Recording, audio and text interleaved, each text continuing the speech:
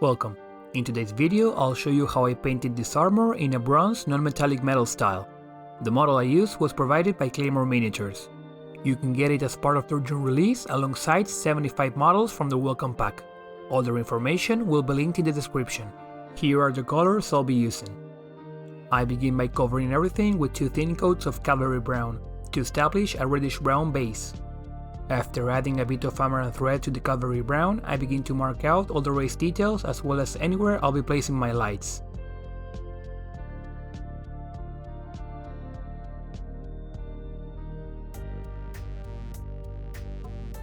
Adding even more amaranth thread, I continue to do the same, but in a reduced area from the previous step.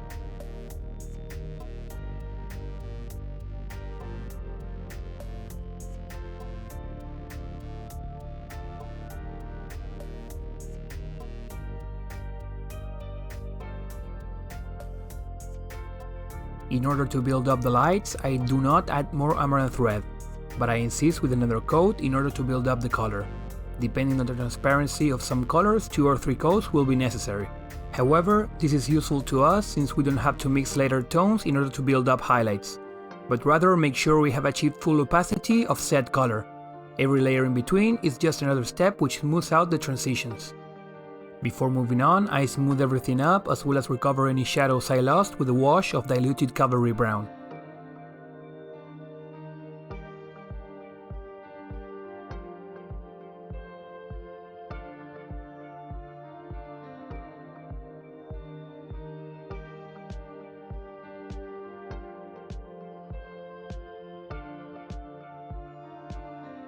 Once dry, I build up the highlights again with my previous color before moving on to incorporating sunny skin tone to the mix.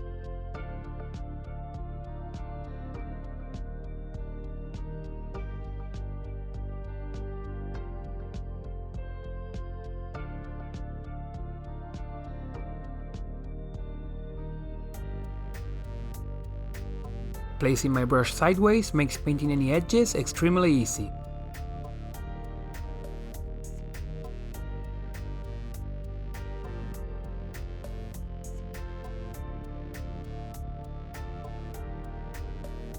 To achieve high contrast, I push my highlights all the way up to the shadows. As you can see here, the light of the first abdominal muscle goes next to the shadow under the pectoral and transitions towards shadows towards the bottom.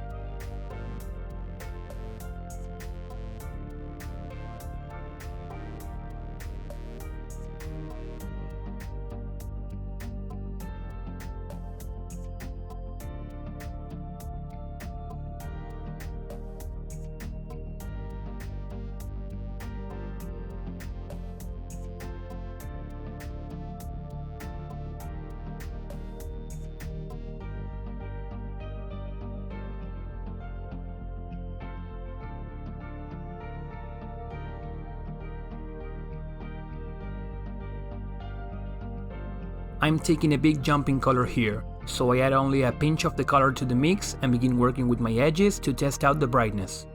On the abdominal muscle, not only I try to paint a thinner line than before, but also make my highlights shorter, not painting the whole top of the muscle.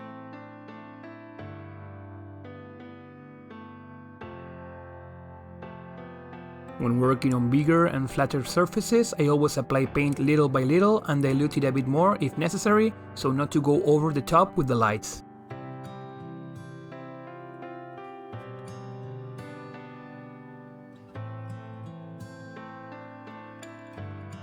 Same on the shoulders, I don't go all the way from left to right, but I remain in the middle.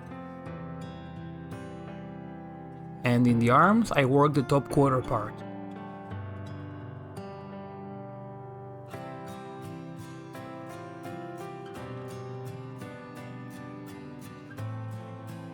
On the chest, I again work little by little and thin my paints a bit more.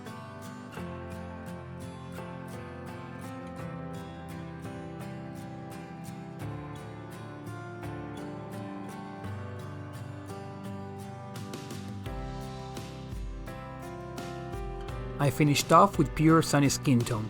You can see how I remove the excess paint from my brush and twist it to get a fine tip.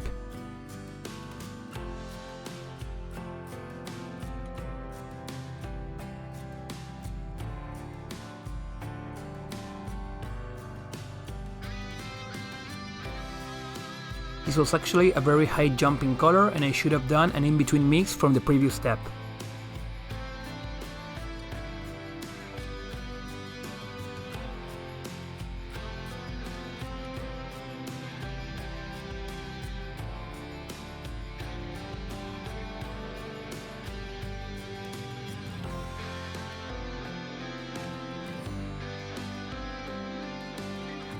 Either way, I move on, making my highlights even smaller. At this point, the highlights in the abdomen are little dots towards the center, and that right there was a bit too much.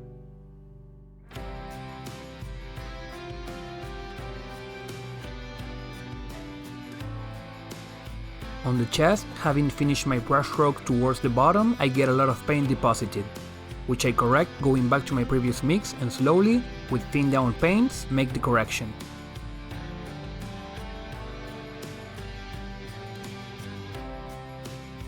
At this point, the armor was finished, but just to add a bit more variety and depth, I applied some heavily diluted sepia ink to the shadows. You could use a wash or diluted brown paint for this, but make sure to dilute it. We can always do another pass if it's not enough. Also, keep the wash on the shadows by not soaking your brush in paint. If you stain any highlights, you can always fix them up, but it'll be more work.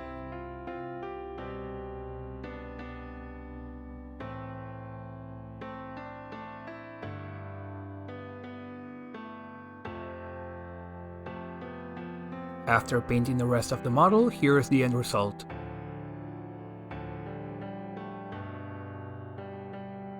I hope you find the tutorial useful and it encourages you to try the technique.